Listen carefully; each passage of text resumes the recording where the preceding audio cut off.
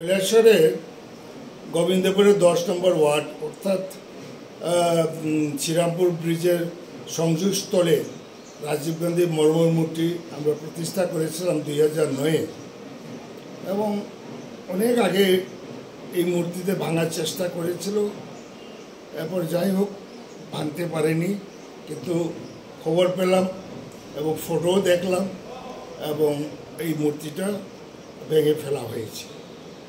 এবং এটা নিন্দা করি এবং প্রশাসনকে বলবো এগুলা বন্ধ করার জন্য ব্যবস্থা নিতে, নাহলে কাউন্টার হলে ভেজাল হবে। এরপরে নির্বাচনের পরেই কবি প্রয়াত হিমাদ্রি দেব আমার এই বন্ধু ব্যক্তি এবং উনার মূর্তিটাও ভেঙে ফেলেছে। এটা নিন্দার কোনো ভাষা নেই।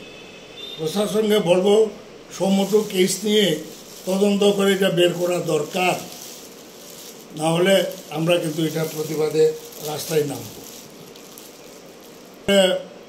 সিপিআইএমের দলের শ্রীরামপুরে পার্টি অফিসেও ভাঙচুর হয়েছে এবং ক্ষয়ক্ষতি করেছে। এটা তো নিন্দনীয় বিষয়।